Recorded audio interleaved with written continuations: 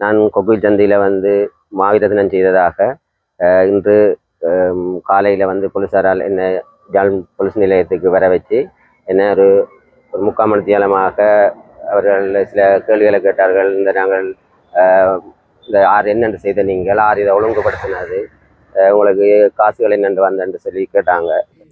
யாழ்ப்பாணம் கொக்குவில் பகுதியில் மாவீரர் வார நிகழ்வுகளை அனுஷ்டித்த 2 பேரிடம் யாழ்ப்பாணம் போலீசார் இன்றைய தினம் வாக்குமூலங்களை சேகரித்தனர். இந்த பேர் வந்து அமுதன்.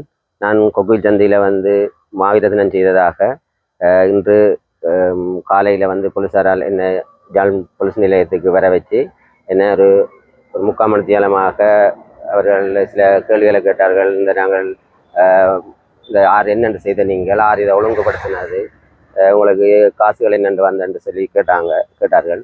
அதன் பிறகு நாங்கள் ஒரு லோ ஒன்று அடித்து முன்னுக்கு வச்சுருந்தாங்க. அது காட்டிய பூ அதுகள் எல்லாம் எங்கால் எடுத்தனீங்கன்ற நாங்கள் அதை நெட்டில் எடுத்தினாங்கன்னு சொல்லி அப்போ அது சம்பந்தமாக எங்கள்கிட்ட கேள்வியை கேட்டாங்க. அப்போ உன்னுடன் வேறு யாரும் சேர்ந்து செய்ததான் சொல்லி அப்போ எனது சிநேகர் ஒரு தான் எனக்கு உதவியாக நின்று இது முழு விஷயத்தையும் செய்தவர். மற்ற எங்கள்கிட்ட கொடி அடித்து நாங்கள் டெய்லர் கடையில் கொடுத்து கொடி அடித்து நாங்கள் அந்த கொடி அடித்தது அவர்களையும் போய் விசாரிச்சிருக்கிறார். ஒரு என்னென்னு சொன்னால் அதை வந்து ஒரு இனி எங்களுக்கு அதை அப்படி செய்து கொடுக்காத மாதிரிக்கு அவையையும் ஒரு விரட்டுற மாதிரி அப்படி கேட்டிருக்கிறார்கள். அது எங்களுக்கு அந்த பாக்கு கன்றுகள் விநியோகம் செய்த ஒருத்தர் அந்த இறந்தவர்கள் நினைவாக கொடுக்கறதுக்கு அவையையும் போய் விசாரணை செய்தார்கள். இன்று எங்களை 3/4 மணி நேரம் அளவில் விசாரணை செய்து இப்போ மணிவண்ணன் சார் வந்து என்ன பிரச்சனை நடந்துன்னு கேட்டு எங்களை வெளியில் வந்துட்டோம். கடந்த 2-3 தினங்களாக யாழ்ப்பாணம் போலீசார் கொக்குவில் சந்தி பகுதியிலே மாவீரர்களை அல்லது இறந்தவர்களை நினைவு கூர்ந்தவர்களை விசாரிக்கின்ற செயற்பாடுகளை முன்னெடுத்திருந்தார்கள். கொக்குவில் சந்தி பகுதியிலே கடைகளை வைத்திருந்த பலரிடமும் வாக்குமூலங்களை பெற்றிருந்தார்கள். இன்றைய தினம் இவர்கள் இருவரையும் யாழ்ப்பாண போலீஸ் நிலையத்துக்கு வருமாறு அழைக்கப்பட்டதன் அடிப்படையில் இவர்கள் இன்றைய தினம் யாழ்ப்பாணம் போலீஸ் நிலையத்துக்கு வருகை தந்து வாக்குமூலத்தை கொடுத்திருக்கின்றார்கள். அவர்களுடைய வாக்குமூலங்கள் பெறப்பட்ட நிலையிலே அவர்கள் தற்சமயம் விடுவிக்கப்பட்டிருக்கின்றார்கள். இது தொடர்பாக ஏதாவது மேலதிக நடவடிக்கைகளை அல்லது வழக்கு தொடுக்கின்ற நடவடிக்கைகளை போலீசார் செய்வார்களா இல்லையா என்பது நமக்கு தெரியாது. அவ்வாறு நடவடிக்கைகள் எடுக்கப்படுமாக இருந்தால் நாங்கள் இவர்கள் சார்பிலே வழக்கு நடவடிக்கைகளை எதிர்கொள்வதற்கு நாங்கள் தயாராக இருக்கின்றோம். இதிலே குறிப்பிடப்பட வேண்டிய ஒரு விடயம் என்னவென்றால், அனுரகுமார திசாநாயக்காவினுடைய NPP அரசாங்கம் ஆட்சி அமைக்கப்பட்ட பின்னர் இந்த நினைவேந்தல் நிகழ்வுகளை செய்வதற்கு எந்த தடையும் இல்லை அல்லது அது அவர்களுடைய உரிமை என்கின்ற அடிப்படையிலே அரசாங்கம் தெரிவித்து வந்திருந்தது.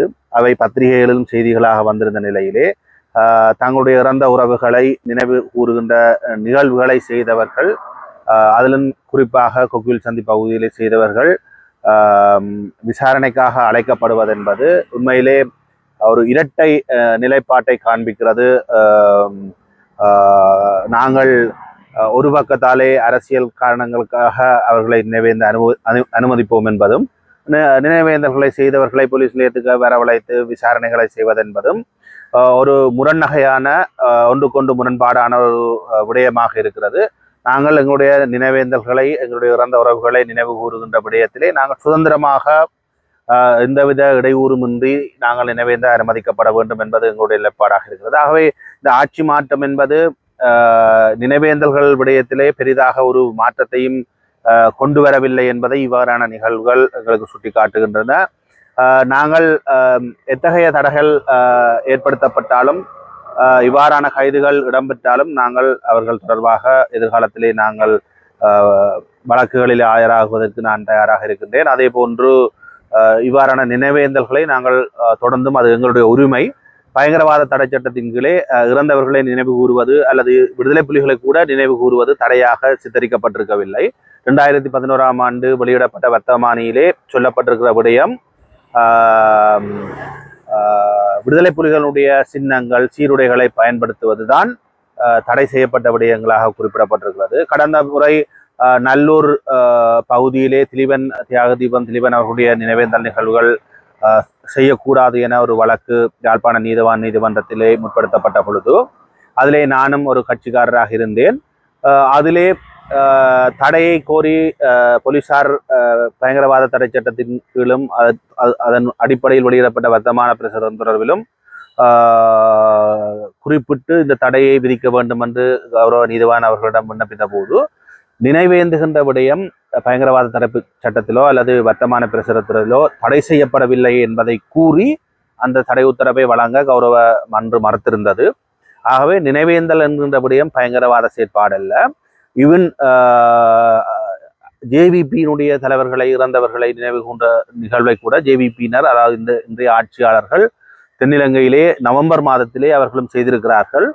ஆகவே ஒரு காலத்திலே ஜேவிபியும் பயங்கரவாத அமைப்பாகத்தான் சித்தரிக்கப்பட்டிருந்தது, தடை செய்யப்பட்டிருந்தது. அவர்களுடைய தலைவர்கள் இங்கிருந்து தப்பியோடுகின்ற நிலைமை ஏற்பட்டிருந்தது. இன்று அவர்கள் சுதந்திரமாக நினைவேந்தல் நிகழ்வுகளை செய்கின்றார்கள் அவர்களுடைய இறந்த உறுப்பினர்களுக்கு. அதே போன்று தமிழ் மக்களும் தங்களுடைய பிள்ளைகளுக்கும் தங்களுடைய சகோதரங்களுக்கும் தங்களுடைய உறவினர்களுக்கும் நினைவேந்துகின்ற நிகழ்வை, கூட்டு நினைவேந்தலை சுதந்திரமாக செய்வதற்கு பயங்கரவாத தடுப்பு சட்டத்திலோ அல்லது எந்தகைய ஒரு சட்டத்திலோ இதுவரை தடை இல்லை. அந்த வகையிலே இவ்வாறான விசாரணைகளை எதிர்காலத்திலே போலீசார் செய்யக்கூடாது. அது தொடர்பிலே அரசாங்கம் உரிய நடவடிக்கை எடுக்க வேண்டும் என்பதையும் நான் இந்த சந்தர்ப்பத்திலே கேட்டுக்கொள்கின்றேன்.